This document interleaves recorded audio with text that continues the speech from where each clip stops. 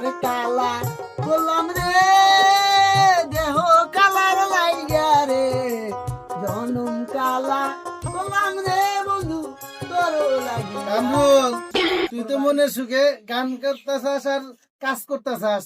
তোর পোলা বাজারে যায় বিড়ি খায় মানুষ ইজ্জত থইল না, এই জন্যই আমি বিয়া শাদি করি নাই। তুই ছোট কালে তো লাভ পাইরে ইসান্নাল্লাহ যায় বিয়া শাদি করে আইলি, ইজ্জত তো বংশের থইল না, আমগরও থইল না।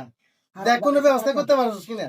হারামজাদার জন্য মুখ পাই না, হারামজাদার জন্য বড় ভাই খালি অপমান করে ছোটবেলা বিয়া করতে তো বিয়া করা হয় না দেড় দশটা হারামজাদার মুখ পাই না। আজকে আমি বইলাম বাইতে যে হারামজাদা বাইতা তোর একদিন কি আমার এসে যে বইলাম ইনু নারী না কি রে আব্বা না দরজায় বই রইছে এই হারামজাদা দাঁড়া এই হারামজাদা মান সম্মান কিছু দিলি না তোর বাবা মায়া কইতাছে বাজারের মধ্যে ঘুরে ঘুরে বিড়ি খাস না কি হুনতাছি তুই বিড়ি খাস আসলে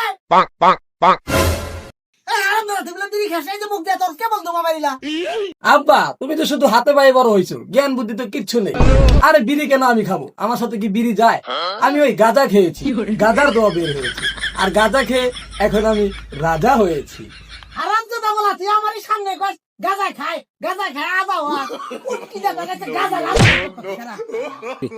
আরে কবি বা গাঁজা রে খাবি যদি করে গাঁজা খায় রাত্রিটা তোর দুয়াটা প্ল্যান ঘুমাই গেল